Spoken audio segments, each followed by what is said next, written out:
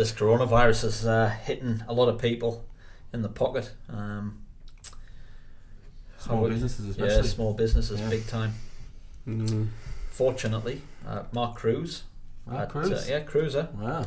He's at Rochdale legend. Bank of Queensland, Windsor, and they've been absolutely superb with me. Really looked after the whole repayment, so the loans, they've frozen them. Credit card interest is going to be delayed. Wow.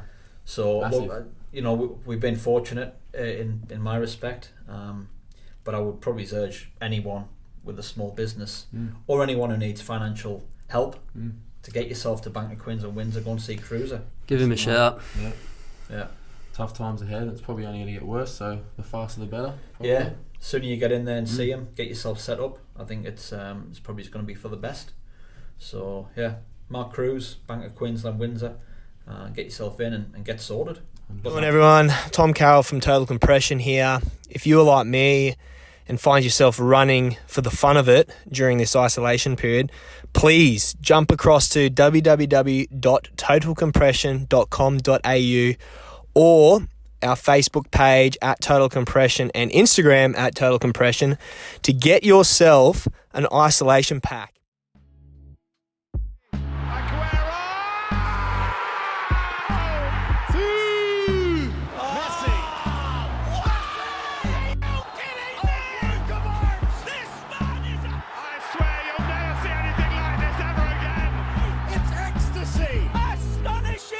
This is not just a dream, it's a wet dream of orgasmic proportions that belongs in a different galaxy altogether.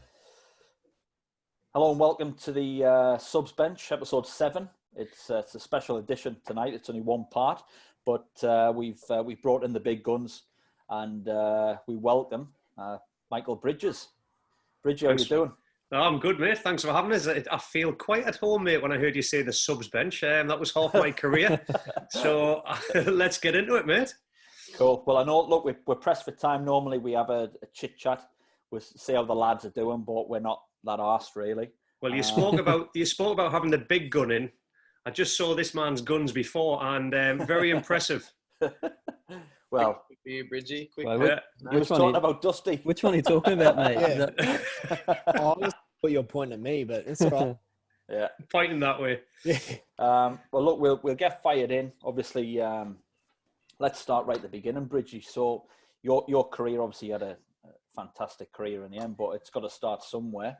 Do you want to just give us an insight as to where it all began? Yeah, mate.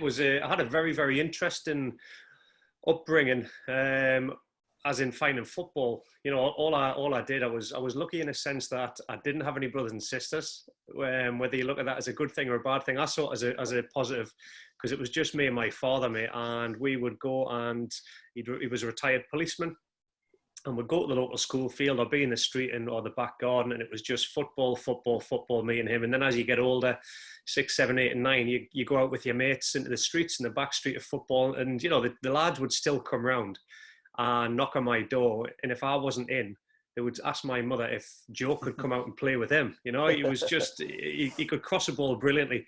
So that was the upbringing. So I was blessed enough to actually get a academy, or a school of excellence as they were back then, at the age of 12. And that was with Newcastle United. And I was there for, I'd say, two to 3 years. And I got released. And it was the most depressing and upsetting day of my childhood. I'll never forget. I cried for about 3 or 4 weeks. And I wanted to know why I'd been released. And it was just one of them things you've got to deal with, which was very tough. So I went and practiced, worked hard again. Again, my dad kicked us up the backside and said, get on with it. You'll have another chance. And the chance came at Middlesbrough.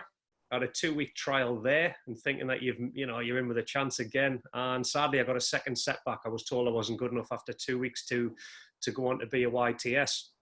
And then the alarm bells started ringing, Ben, because I wasn't the smartest of kids. So I realised I had to study at school and get my education to become a sports teacher.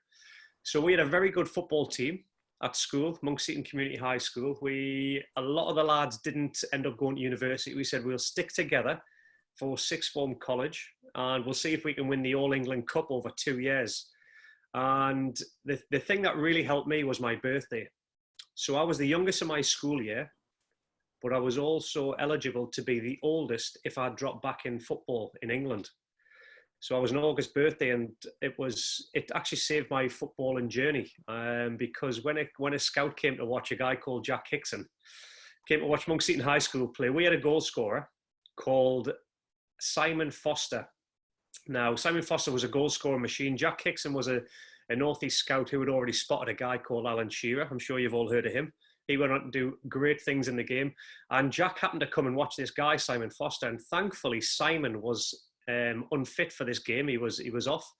And I moved from midfield up to striker and scored 5 goals. And Jack Hickson happened to be standing next to my dad on the side of the field. And the story goes, he turned to my dad and he said, excuse me. He said, where's Simon Foster? He said, oh, he's not playing today. He said, I've come to scout him.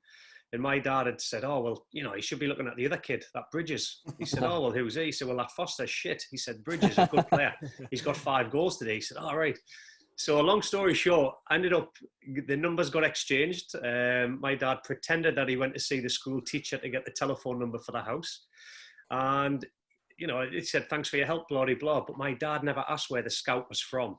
So being from Newcastle and living in Newcastle, and my father not being fond of the shirt that you've got on, Ben, red and white, Sunderland, he didn't ask where the scout was from. So sure enough, the phone went on the Monday. I'll never forget. I came in from school and I spoke to Jack Hicks and he said, mate, I'd love you to come for a work experience. So 2-week trial, but it's a work experience because you're at college. And it just fitted in tremendously. He said, if you manage to impress the coaching staff and the team, what we'll do, you'll drop back next year into the academy and start as the oldest player in the youngest first years. So I was, the mindset was there. And I said, where's the trial? He said, Sunderland. And I thought, oh, shit, I've got to go and tell my dad. You know what I mean? He's gonna disown us. And I didn't hear my dad swear many times, mate. And when I went in the kitchen and told him he had to take us to Sunderland to have a trial, he said, I'm going to break your bleeping legs if I can't take you. And it was just a really, after being knocked back so many times and getting that opportunity, I took that opportunity. And I'd only been there 3 days. And the first team were having we call it a bit of shadow play, getting ready for their first team game. The youth team came over. And what happened, the youth team manager kept mainly the starting 11 that were playing as well for his shadow play and sent the subs over, the lesser players and the trialists. And the ball came to us about 4 minutes into the game. And nutmegged the captain, Kevin Ball. I'll never do that again because he grabbed us by the throat afterwards and wanted to kill us. And ran past 2 of the defenders. Gary Bennett and Alex Chamberlain was in goal. And I dinked one over him and put it in the back of the net. And it was just, I was wanting to celebrate, but nobody else was celebrating. It was kind of like, what have you just done? You've just disrespected the whole of the first team. And you're a trialist. And the lads didn't know, obviously, who I was. They thought I was coming to get their jobs. So there was no love lost there. And I turned around after scoring the goal. And that man in shot there, Kevin Ball, he literally grabbed us around the throat and said, if you embarrass me in front of this team ever again, I will knock your head off, young man. Who do you think you are?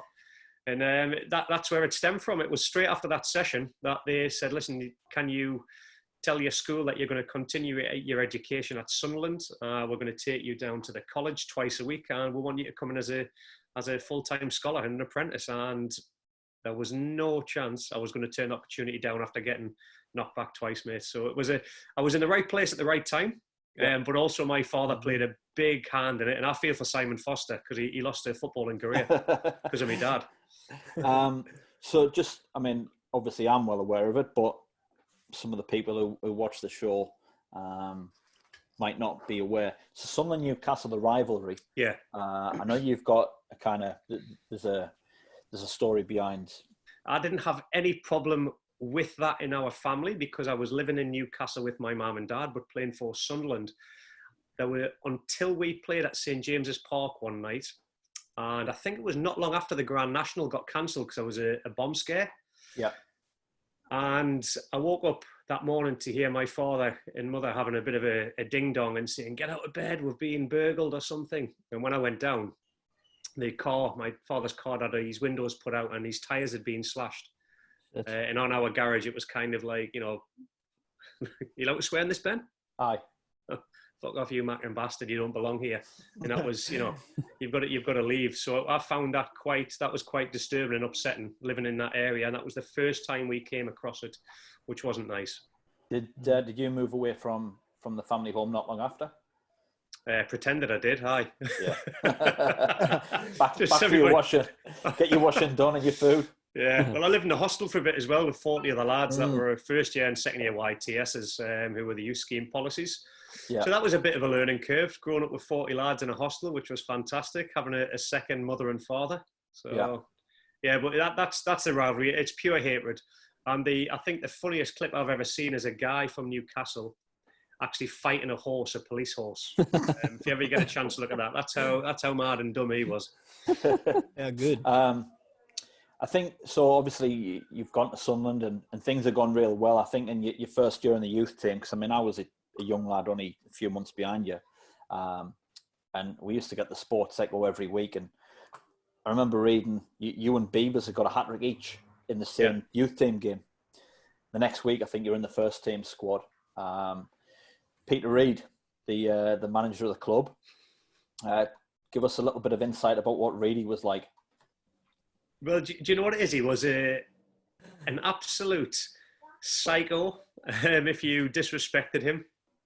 But what he was a cracking manager that was all about team bonding, getting a team together, getting the spirit going. And he actually got the best out of players from lesser divisions and also the best out of myself and another lad, Darren Holloway at the time, who was coming through. And you just had to get on with it. You had to be thick-skinned because there was a half-time team talk. He just absolutely annihilated me for about 30 or 40 seconds of my life, just saying how shit I was at this, how I couldn't hold the ball up against Tony Adams and Steve Bold. And it was just a personal assassination. And if I hadn't seen through that and got on with it, I probably would have crumbled and gone home crying and never gone back to the football club. But, you're 16, 17 years of age. You're in a first-team environment. You're playing Arsenal. And out of that 30-second annihilation, what he did say, there's Premier League players, there's international footballers out there, Dennis Bergkamp, Paul Merson, and you, young man, you're as good as them, so go and show that to me. Yeah. So that's the side that people didn't get you, or you always left you with something where you could take away and cherish. And we came in and won that game 1-0 after getting annihilated at half time.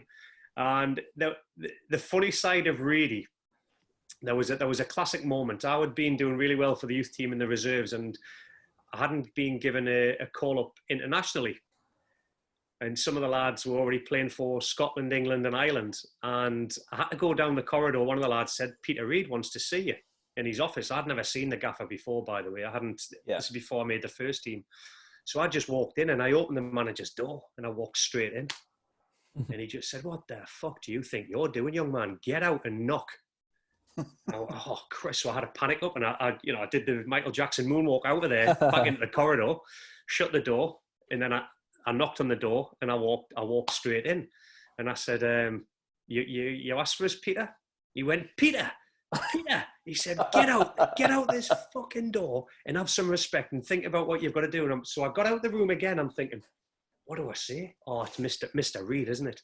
So I knocked on the door and I walked in and I said, Mr. Reid, I heard you want this. It's not Mr. Reid. Get out, young man. So I thought, I've had enough of this. I didn't know what to do. So as I was in the corridor, one of the lads shouted down, call him Gaffer. So he liked to be called Gaffer. So I thought, right. So I've knocked on the door. He hasn't even replied. I've knocked on the door again. There's no reply. I waited for about 7 minutes. And I thought, I know yous are in there. I've just seen you dick. So yous are just taking the mick out of his ear. So finally I opened the door and I said, Gaffer, I've heard you want. He said, that's what I wanted to see from you, son. That's what I want to see. A bit of respect. He said, we've got a bit of a problem. So Peter Reid was sat in front of us, and just off to the left was a guy called Rick Sprazier, who was the youth team manager. Yeah. And he was Scottish. Couldn't understand a word he said. All right? He was like Alex Ferguson, just 3 times as bad. And Reedy said, you've got a big dilemma. He said, I've got a bit of paper here, and you've got to call up for England under 18s. And I've got a bit of paper here, and you've got to call up for Scotland under 18s. And they're playing each other in 2 nights' time up at Motherwell. And it's a European qualifier game. So whoever you choose now, you commit your future to them. And I said, where's the Scotland one come from? He said, well, by all accounts, you've got a Scottish grandmother. Didn't have a clue, but I thought, right. So Rick Sprazier, the Scottish manager, said, well, if you don't play for Scotland, choose Scotland, you won't play for the youth team ever again. And Peter Reid said, and if you choose them and you don't choose England, you'll never play for this football club ever again. So that's why I chose England, because I was shit scared of Peter Reid. But not Major Rick. decision for you. Yeah, I was scared of Rick. Ricky Sprague was a bigger fella than Reedy. Oh, mate, well, I interviewed Peter Reid 2 weeks ago, and it's the first thing that he brought up. He said, I bet you wish you chose Scotland now because you didn't get a full international cap with England, lad. But it was good. He was good like that, you know what I mean? He always wanted respect. And you got into the first team as a 17-year-old, wasn't it? And Yeah. hit your straps, I think, didn't you? It was a Southend away. You got your debut goal. Yeah, it was a classic goal. Really good, Ben. I'll put the link on so people can see it. It was fantastic, lads. I'll With the talk, link. Talk us through it. Talk them through it, and then I'll put the link on later on. So there's nothing better than having a goal or scoring your first senior goal, and you've got memories because everything was on, TV back then. It started. It wasn't black and white. And a good bit of commentary. So this goal, I think I rounded about 13 players. I went past the lads on the bench as well, you see, and took them on. Took the ball boy on. Took the ball boy on. Went past the corner flag and then chipped one right in the top corner of the stand. And I've got them fun memories. We've got the footage. Pretty impressive. In all truth, I was actually 10 yards offside. The fog was down. You couldn't see a thing. The game should have been called off. The ball came through to me, and I scored a goal from an offside position. And the commentator's words were, allegedly, Michael Bridges has scored a goal against Southend. And you just see me running out the fog back towards the Sunderland fans with my arm in the air. So it should have been disallowed. I've got nothing to show my kids or myself from my first goal. So it's something that I can cherish and have a laugh at. I'm going to see if this works now. This is... So talking about Peter Reid. Yeah. Talk us through this experience. Oh, this is Eric Cantona, isn't it? Yeah. Sensational. Look at his feet. Richard Ode chasing him. Little 1-2 and McLean. Then the goalkeeper comes out and Cantona probably one of... The celebration. It's the arrogance of the celebration, which I love. It's the old peacock. If only Leeds didn't sell him, eh? Yeah, oh, man. Are we happy with the defendant, Bridgie? Dickie Ord, he's Dick offside. Dickie Ord's playing offside when Gareth Hall's 2 yards behind him. That used to get replayed on the bus quite a bit for Ordy playing the offside trap one day, and the lads are like, well, Ordy can't because he doesn't know what offside means. Fucking brilliant. But what happened with that? Well, it was absolutely brilliant. No, that moment, as a kid, all you want to do, playing the best teams in the world. I've got Barcelona up here, Camp Nou. Yeah, I can see them. Big thing. Old Trafford was a big one. So you can imagine me, 17, 18-year-old lad, we're going to Old Trafford. Now, we're getting beaten that game before Cantona's goal. We're 4-0 down. So Peter Reid, the manager, looks down the bench to see who's available. And all the first team lads are the senior pros. There was Steve Agnew, Paul Bracewell. They were all looking the opposite way. They didn't want to catch eye contact with a gaffer. Two of them were pretending they were doing their shoelaces or their boots up. Just didn't want to catch eye. And I was looking at the gaffer like a meerkat when it comes up. It's going, hello. So I wanted to get on. So I've caught eye contact with him. He saw how, excited I was. And he said, come on then. And he put his arm around us. Now, bearing in mind, we're 4-0 down. We're at Old Trafford. This is where Peter Reid was a lying bastard because he actually said, you can win us this game, young man. Right. I bet you believed him, though. I did. That was the thing. I thought, yeah, he's right. I can. I went out. I should have put my colours up like Cantona on that pitch. I was only on the pitch about 5 minutes on that clip that you've just seen of Cantona. And he picks the ball up in front of me because I didn't really defend as a striker. I just used to wait until we won the ball. So we had it. Man United got it. And I thought, this is a good moment to watch. And I just witnessed Cantona dance through our whole defence and put that ball in the top corner. And I kind of got caught in the moment because I went, fuck, what a goal that is. I started clapping. And I looked over towards the bench and I saw Peter Reid. He's going, what are you clapping at? I'm going, oh my! So it was a good goal. He said, "Don't you dare!" So I remember looking back at the record book, well, not the record books, but the things. I wasn't on the bench for the next 3 or 4 games after that because I think I upset him that much. But that goal will stay with me forever because I think that's one of the best Premier League goals that was ever scored. Oh, Yeah, superb, absolutely. wasn't it? Superb. And I always laugh at the lads because they should have been on the park, but they didn't want to get on. I was up for it because I wanted to grace Old Trafford. Yeah, they finished enough, 5-0, too. didn't it? 5, was it 5-0? 5-0. 5-0, yeah. I think it was 5-0. Cheers, yeah. Ben. Thanks, mate. I think Solskjaer got a couple. I remember that. So Sunderland obviously got relegated that year and then had 2 great seasons in the Championship. I think didn't they start real slow in the first year down, ultimately which cost them promotion. They went on such a run where you had Kevin Phillips, Niall Quinn, yourself, and Danny Dichio. The 4 strikers. The Championship's never had 4 strikers like that in it. Not a chance. Do you know what it is? I don't know. When I look back at that team, there was possibly 2 good players for every position.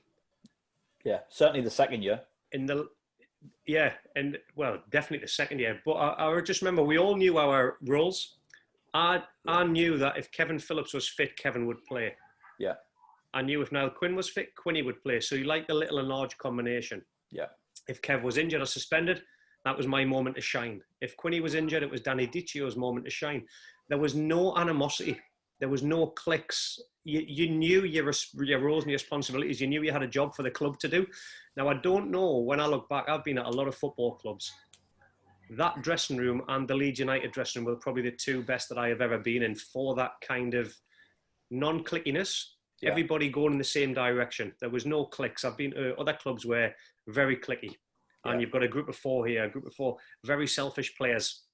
There was none of that. And I think that's why the dynamics work so well, because I always used to try and train as hard as I could to push Kev and Quinny. You had to drive them. And it's a bit like, I look at it at goalkeepers. I don't know how a first choice goalkeeper and a second choice and a third choice get on so well throughout a year. Because you know who's number 1, you know who's number 2 and 3, and they've got to all support each other. You've got to train at your maximum to get the best out the first team guy, but you've got to keep your guard up because you never know when he's going to get injured. So I used to think about the dynamics of goalkeepers and, you know, how we've got to have that same mentality. It's not about pushing to get the other one out and saying, oh, he's shite, why am I not playing? The dynamics were spot on inside that dressing room, and I think that comes down to Bobby Saxton and Peter Reid. Yeah. And the characters that they had. We had a no dickhead policy. Yeah. Apart from Mickey Gray. Fair enough. Just touching on that, and it's something I thought at the time, because you knew your role, that you knew that Super Kev was going to play, Quinny was going to play, and then you 2 were backing up. If you'd have been, and I've never asked you this before, if almost you'd have been at 18, 19, 20, you were coming up that time, I think. Yeah. A little bit more pushy towards Peter Reid and said, look, I need to be starting games here and this and that. Do you think it was the fact that you were just getting on with your job and it made it almost easier for him? Because there was times, and I'm not pissing at you back, you came in and did really well. And I think there was an interview you actually did where you said, look, I understand Kev is going to play. I'm just doing my job to fill in. Yeah. At another club, another young lad might have said, look, I've done my bit. I want to stop in the team. But Phillips was good, wasn't he? Let's face it. He was top class. The difference is when you're winning games and you see Kev performing and Quinny performing, how can I go knock on the gaffer's door and say, oh, we won the game 3-0 last week. Quinny got 2, Kev got 1. I should be playing. You've got to wait for the opportunity. And then we played Oxford. I got the opportunity against Oxford. We won 7-1. I got myself 2 goals. Quinny and Kevin, he didn't play Kevin Quinny, he played me and Danny Dichio. We won 7-1. That's an opportunity. If I hadn't have been on my game and I'd have been sulking, I wouldn't have scored them 2 goals. That's the difference. And I think the time came when I moved to Leeds, I'd realised that I was going to be second fiddle in the Premier League. And I thought, now's my time to leave. I might be still seen as the kid, the youngster that's come through, and I can't go knock on the gaffer's door and do that. Not that I would have done, to be fair, because I understood. If they'd had a nightmare pre-season, I would have been knocking on the door. But they weren't. We were just on a really good roll, and that's when the Leeds opportunity came up. And you thought, a fresh start. I'm going to go and actually play with the youngsters from Leeds that won the FA Youth Cup that I could not beat playing for Sunderland youth team back in the day. They were the same age group as me growing up. Yeah. And I remember how special they were. So I was never going to not go and take that opportunity. Was that Kuehl's year? Yeah, Harry Kuehl's, yeah. That was Harry Kuehl, Jonathan Woodgate, Ian Hart, Paul Robinson, Alan Smith. Oh, what a side. Not a bad team. That was a special youth team. We used to just turn up and just think, Christ, how many are they going to score today? Yeah. So the move happened. I know that you nearly went elsewhere, but you ended up at Leeds. Yeah. And it probably turned out to be a fantastic move for you, really. It was incredible, you know. After getting turned down by Tottenham Hotspur, the deal was done with Sunderland. The funny story about that, I'm a Spurs fan, so going to Tottenham, I wanted to sign. I was just driving to London, and I was ready to sign. And the manager at the time was, oh my God, George Graham. Used to be the Arsenal manager, and now he was Spurs manager. And he's trying to sell me Spurs. And I remember stopping him as we were in a hotel. I said, I've got to stop you there, man. I said, I'm a Spurs fan. I know more about this club than you do, so you're red. And he started laughing. And Alan Sugar, the chairman, came in and basically gave me 1 minute of his time. I was just signing. He had a Rolls Royce turn up. He had a driver. He got out. And he came into the conservatory in the hotel where we were sitting with, there was me, my agent, David Pleat, and George Graham. And Sugar came in. I was like, wow, this is, the owner of Tottenham Hotspur, brilliant. And he said, listen, young man. He didn't even shake my hand. He said, listen, young man, I've never heard of you. You're a Sunderland reserve player. You don't get much for your money. You look skinny, little runt. You're not getting the money your agent wants. And I'm putting all my faith in these two here. Good luck. I'll see you at the start of the season. And he walked out. And I heard George Graham go, oh, my God, what a dickhead. And that was the moment I looked at my agent and said, let's get the hell out of here. And I said, I can't sign for this football club when you've got an owner like that. Mm-hmm. So Sunderland, bearing in mind, Sunderland has just done a deal for 5.5 million with Tottenham. Sunderland were on pre-season in Denmark. And we're over there. And I was driving down to London. I'm driving back up north to the northeast to Sunderland. And my agent is thinking, right, the deal's gone through. Let's get in touch with Leeds. We'll tell them. Because on the news, it had already been announced that I'd signed for Spurs. So he had to turn the whole thing around via the media. And then the phone call went. Peter Reid rang up my agent. And he said, what's happened? And he said, well, Michael hasn't signed. He said, he better have, because I've already bought 2 players with his money. You better find another. You better find another club. So after we signed for Leeds, we rang Reedy up and said, "Oh, we've signed." He went, "Oh, thank God for that. I can process the 2 new deals now." So it was a funny scenario, but the difference between one chairman and then turn up at Leeds United with Ian O'Leary and Peter Ridsdale, they were there shaking your hands. They walked us around the whole training facility. They took us in to meet the team that were in there. Some of the lads were in doing a bit of pre-season training. It was a no-brainer. Makes a massive difference, doesn't it? What a facility too. Yeah. Have you seen it? Yeah. Yeah. I went on trial at Leeds when I was 18, and it just blew my mind. Brilliant. So you'd have seen. Did the swimming pool have any water in it at this point? Did you actually get the facilities inside? No, we had the all weather pitch inside, and the gym and everything. I never went to the pool or anything like that. But I think pretty sure McAllister was the coach there actually when I went over there. Yeah, so. No, it is fantastic because when I signed that whole big academy section wasn't there. We had the lovely pitches. Yeah. And the kids used to live down the bottom end where the canteen and things were. But that new development up the top, it was, all the money that they had. Yeah. We had the swimming pool, had track lanes that you could actually wear your trainers in the water to get the traction on the floor. So you could do some resistance work. I just remember, because the nights were obviously freezing cold. So, majority of the time the pitches were frozen, so you couldn't train outside. So you'd go inside and use the all-weather pitch. And I'm actually a goalkeeper. And I just remember, doing the sessions and diving. It's just unreal. You couldn't tell the difference. It's just, it was no wonder they produced so many good youth players. Well, you can tell the difference because it's 20 degrees warmer inside. Well, that's it. But coming, I grew up in Rockhampton, mate. So coming from Rockhampton to Leeds, I quite enjoyed the indoor. Yeah, that's fair enough. Well, I tell you what we used to do as a bit of a prank. We used to love winding the physio because the physio, Dave Hancock, actually designed that building himself. I don't know how much they paid for it, but he was so proud of it. Hot and cold baths, gymnasiums, the whole lot. Lee Boy used to go fishing quite a bit. And what we'd do, we'd get the fish and keep them alive and would chuck them in the swimming pool.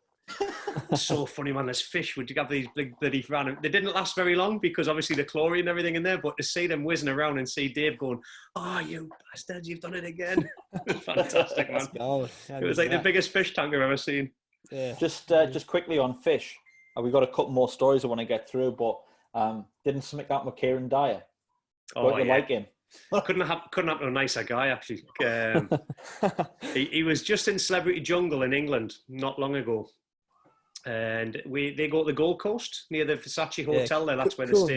Isn't it? Yeah, they go up there. So Kieran was in there, and I knew a couple of the camera guys that were working and lighting from the media. I was like, listen, if any of you get a chance to put a big fucking snake in his sleeping bag, please do, because the world would be a better place, if he gets bitten by a snake. So that's how much exclusive. That's how much I get on with Kieran. So what had happened years ago at Newcastle United, I'd gone shopping, and I got laughed at every football club I'd been at for having the worst dress sense. So I thought, I'll go to London, I'll get myself some good gear from down there and come back, and the lads will probably think, he's had a go. But the flight was late, so I couldn't get back home to drop the bags off. I could only get the taxi from the airport straight to the training ground. So I knew when I had me 4 lots of bags with, jeans, there was leather jackets, shirts. I thought, right, my gear that I'm wearing now on training is going to get cut up. It was either your birthday, you got all your clothes cut, or if the lads had shopping bags with new clothes. So after training, I came in, and sure enough, I looked at me peg, and I went to put me like a polo top on, and I ended up looking like with the singlets on, you know what I mean? There we go. They fell off. They cut out an Umbro sign in the front because I was sponsored by Umbro. They cut the Umbro diamond out the front of my shirt as well. Trouser legs fell off, and I just thought, brilliant. So I went in to get a pair of jeans out of my bag, and they were turning like hot pants, and I was like, "You're kidding us, aren't you?" The leather jacket, they'd cut diamond holes in my leather jackets and everything. So I was so pissed off. So I turned to one of the boys in the dressing room, Andy O'Brien. Now, his nickname was OB. He looked like Screech off Saved by the Bell. He had a nose and a big hair. And if anybody you go to take into a court case, you wouldn't take OB because he would hang you out to dry. He just tells the truth every time. And so I looked at him, I said, OB, who's done it? He went, Kieran Dyer. Damn. Brilliant.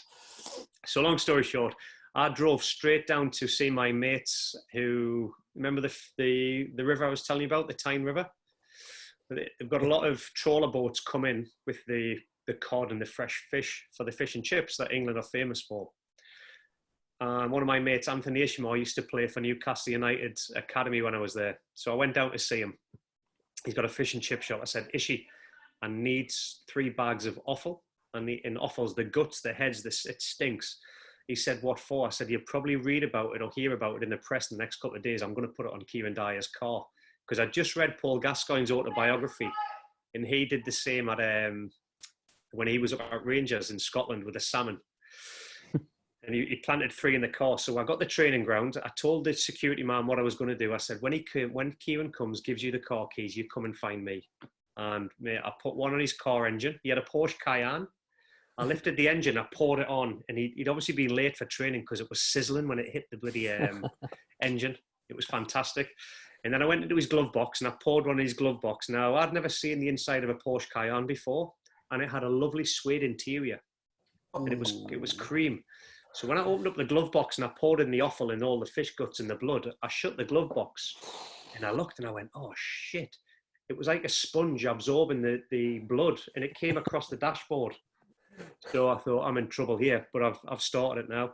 And then I lifted up his spare tyre and I poured a bag under his spare tyre and shut it. So I thought, if he finds one, he'll not find the second or the third.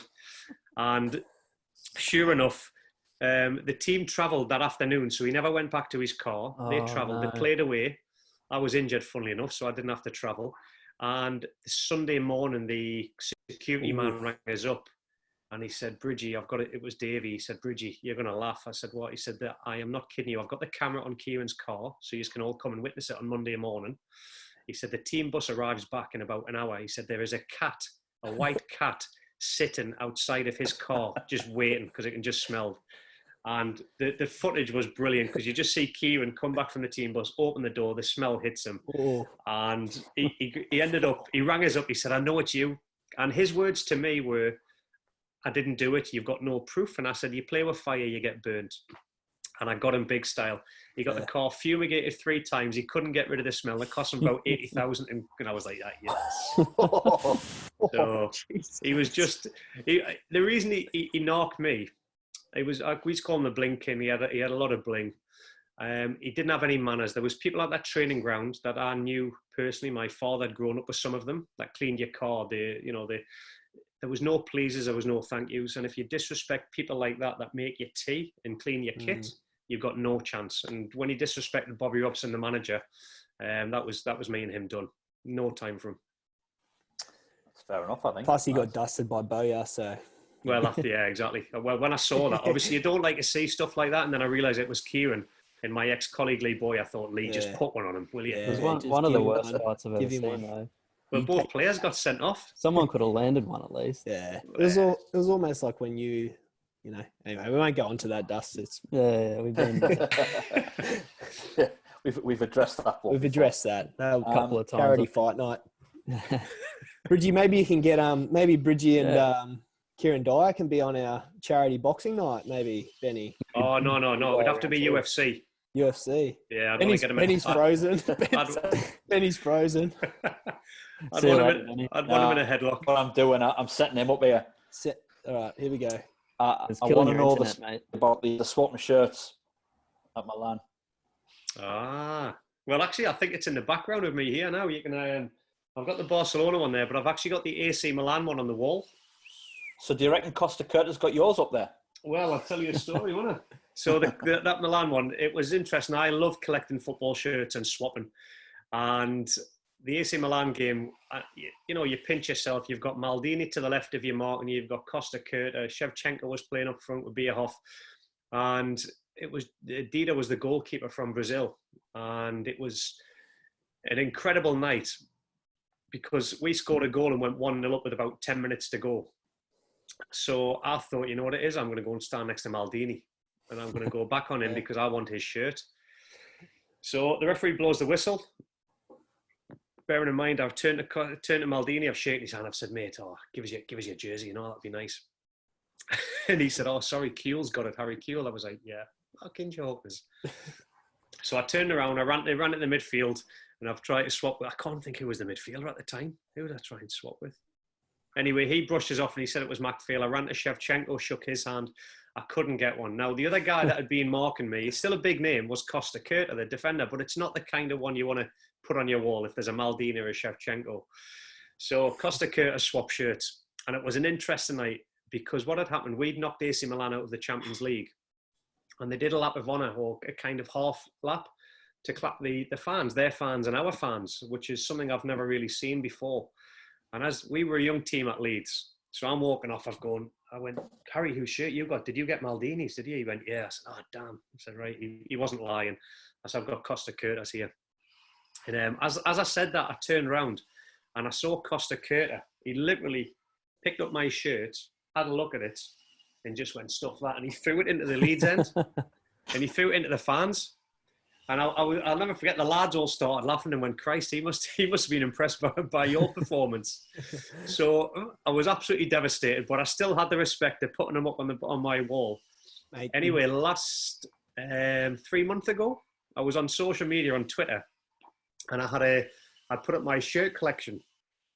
And some guy from Leeds had got in touch with us saying, do you remember this shirt, Michael? This is the one Costa Curta threw in. And there it was, the Leeds shirt with the Champions League badge on and bridges on the back. So we've got in contact with each other, and I've told him the story, and it's absolutely brilliant. And I want to buy it back. Yeah. I was going to say, you made someone's night. Well, yeah. Well, obviously not Costa Curta's. Indirectly, yeah. So I always think, like, I've got this one here. That's Frank de Boer. And that one there is the Brazilian Aldair from Roma. But after the Costa Curta thing, I always think, I wonder if Frank de Boer's got me on his wall, or whether he's washing his car with it or wiping his arse. I just don't know what the lads are doing with them, Just going to chuck this one up. Is there a story behind this? Well, I know there is. I want you to tell it. Have you not got one? No, mate, no. No. This physique comes with a shirt. All right, does it? Brian Atkinson special. It looks very tight like Brian Atty. No, the McDonald's gold card. Well, the Premier League, funny enough, was sponsored by McDonald's. And, I'm not saying that we were on ridiculous money, but we're getting paid well. We're professional footballers. The last thing we needed was a free McDonald's gold card that entitled us to buy the whole menu of chips, show the gold card, and it was all free. Bearing in mind, for one, we didn't, we've got the money to pay for it. Two, we're athletes. We don't need McDonald's every day of our life. But I saw this when I opened it. It was like, it was the best thing ever, Ben, because I was living by myself. I couldn't cook for shit. And I realised that I could drive and get in the car and drive to the local drive-through McDonald's. I was there all the time. So every Monday morning, we would get our fat done and our calipers. And I was always skinny, but I always carried a little bit of excess puppy fat. And mine started going up, body fat, on the Monday. And the fitness coach had said, "What are you doing?" I said, "I don't know, man."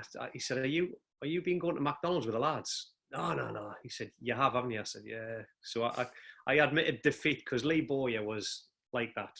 He lived on McDonald's, baked beans, and he was the fittest player at the football club. He defied everything. But whereas me, I kept eating it with him, and I was just ballooning. So they said if we were playing Leicester that weekend, and I'll never forget, was it Leicester or was it Middlesbrough? It was Leicester or Middlesbrough, I can't think, because if it was Middlesbrough, it would have been against Mark Swarter, and I had the game at that weekend coming, and they said, if we see you at McDonald's any time this week or hear about it, you'll not be playing at the weekend. So Lee Bowyer rang us up. He said, "Do you want to go to McDonald's?" I said, I can't. I said, "I can't do it, mate." I said, I've got to do the right thing by the club. So long story short, Lee said, "Get in the car, I'm coming to take you." So we drove, driving along. Bearing in mind, he's got a Porsche with a registration Bowyer.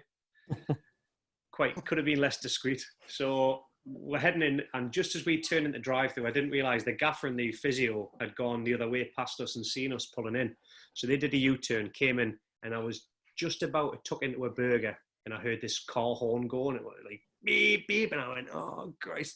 And I threw the burger behind us, like pretend I wasn't having it. And there was the gaffer in the passenger seat, looking through Lee's driver's window, and Lee's just quite happily just munching on his burger, and I'm just devastated, And Lee goes, "What did I tell you? I told you if I see you here again, you're going to get in trouble."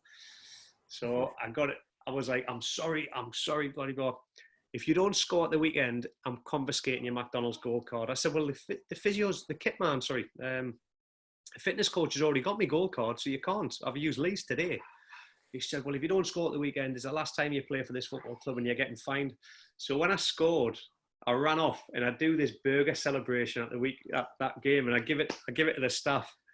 And the fans, Leeds United fans, always wanted to know what the burger celebration was, but I didn't want to obviously admit it because I looked very unprofessional at the time. And I came back on the Monday morning, and there was my gold card back in my spot, saying, "Eat as many as you can, because if you're scoring goals like that, not a drama." Happy days. So it was all good. I know that you're pushed for time, Bridget. Yeah, I was just about to say, I've just had a text there, lad. Just finish off with 3 or 4 minutes if you can. I know that the injuries took its toll on yourself, because we've had this chat before. Just give us an insight as Timmy Lawson, one of the episodes we've done before, had a similar theme to it, but at that level, what do you go through? It was very tough, mate, at the start, because obviously when you're living by yourself and you go through injuries, I had my best mate living with us, Richie, and it was the realisation of something being taken away from me and being told you never play football ever again. I mean, it was a serious injury. I'd snapped one of the ankle ligaments. I'd snapped 3, but I'd lost the mechanism in the big toe. It was basically paralysed, and they said I wouldn't play again. So to get my head around that from a surgeon was terrifying. There was a cheque offered to take £2.5 million, never play football ever again. That was the insurance policy. And the physio at the time, Dave Hancock, said, "Stick with me. It's going to be a long, hard slog. It's going to be 15, 16 months. I will get you back playing. It might not be the highest level. I will get you back playing." And if there was that little bit of playing football again, I was going to give it my all, and it became so hard because the hours that I was doing, the rehabilitation, the setbacks, I was getting little niggly injuries all the time as well because the body was trying to adapt to what the mechanism and the dynamics of my movements weren't there. It was very tough. Was it because that really bad injury that happened in a Champions League game, right? Yeah, against Besiktas. Yeah. Was that like something that stuck in your mind, like a thing of get back to that level, or was it just simply play football again? Just to get out in the park again with the boys and not be in that rehabilitation centre and things like that. But as the days got on, I started having a few drinks, started not answering phone calls, started just wanting to be in my own domain. And I didn't know what it was at the time. But obviously you were going through depression and you're going through things. And it wasn't until you get help from the physio, you admitted that I need a bit of help. I need to get through this. What can we do? And he started giving us a little bit more leeway. And it was all about talking. I just sheltered everything from what I was going through. The curtains were drawn. Didn't want to see Lee Boy and Harry Kewell driving out of the estate. And it's not until you talk. So the biggest thing that's going to come from that is with what we are going through at the moment with COVID, and we're in lockdown. People aren't getting to do your sport.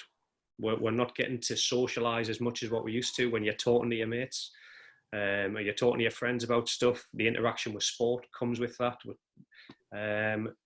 We've become a bit. Using technology, this is fantastic, but there is one thing: you don't know what people are going through. And that's what I say. If ever there's a chance that you feel like you're going through something, you've got to speak up. If you know somebody that is very, very lively all the time and they're charismatic, or you go out with them quite a bit and you don't get a message from them, or you don't get an email from them every now and again, and you sort of think, well, hang on a minute, reach out to them, because other people can go through things and it takes other people to kind of drag you out of that situation and get you back on the straight and narrow. So it's good to talk, and it's a big thing for men. Women talk and listen all the time. I think men just talk for the sake of talking about, what we do, but it goes in here and out there. So it's nice to listen to others at times of need and give you advice. And that's one thing that worries me about the isolation. Hopefully we can get out of this sooner rather than later, because there's going to be obesity levels, there's going to be mental health issues, and obviously getting back to the socialisation with families, it'll be a very, very disjointed. Absolutely. Amen. No, Shows well, you how much well sport, said, mate. Shows you how much sport is a massive part in especially Australia's, Yeah, the it's makeup outdoor of living. Australia. Mm. Yeah. It's the sport as well as the social interaction and that human contact, I suppose. Like you say, doing stuff like this is great, but it's never the same as being there with people physically and having what we're used to. So hopefully we get back to it sooner rather than later. Fingers crossed.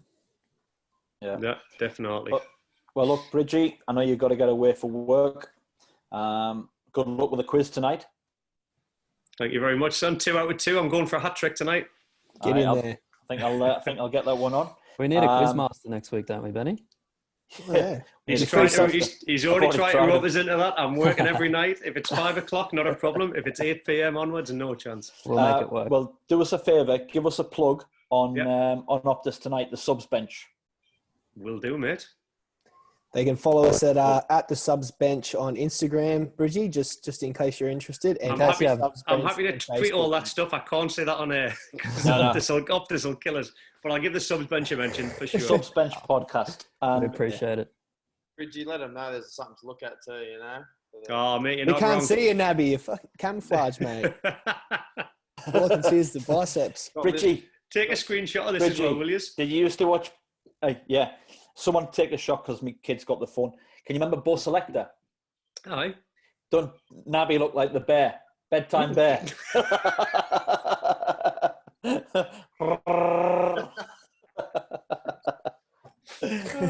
You mad bastard. Cool. Right. Anyway, good crack, mate. Good on you, lads. Well done. Keep up the good work. Catch up, mate. I'll hopefully see us up there. As soon as isolation, I am up there, all right? Yeah, we'll get a Sounds few good. drinks, mate. Look forward to it. Stay safe, lads. Keep Thanks, your heads. mate. Thank See you. mate. Yeah. Bye. So how's the week been, boys? Up to much? Staying indoors. Staying indoors, are you? Keeping isolated. Keeping that isolation. Just trying to sell a house, mate, and it's a bad time. Yeah, nightmare. Mr. Cell Team, maybe. No, it's not. Josh and Jake and the boys. It's not. But I'm Why beginning not? to wish I had gone with Mr. Cell Team. Probably to be should honest. Yeah, I know they're backed by the fastest growing real estate brand Freedom in the country in the marketing. Freedom is- Property Group, I believe. You know a bit about real Marketing's estate, don't you, spot Dubs? on. I know a little bit about it, yeah. I probably would have gone with Mr. Cell team if I was you, but... Well, the thing is as well with them, I kick myself now because I know that the attention to detail is 100% spot on. They'll go above and beyond to get a result for you. If you've got a property and you want a tenant, they can probably help you get one. Did you know that? At least tell Cell, they'll find you something to buy. Yeah. Really? That's what I've heard. They pretty much do everything, mate. I didn't know that. I didn't know all that. Now it's too late. I've gone with someone else. How was that experience? I don't think it was as good as if I'd went Mr. Cell. If I'm being I'm honest. sure Joshy and Jake and the boys will get you sorted. They'll be waiting in the wings in case that one So look, I think what I would say is, if anyone is in the market, looking to sell, looking to buy, looking to rent, hit up the Mr. Cell team. Josh Sherwood, Jake Sherwood, any of the boys.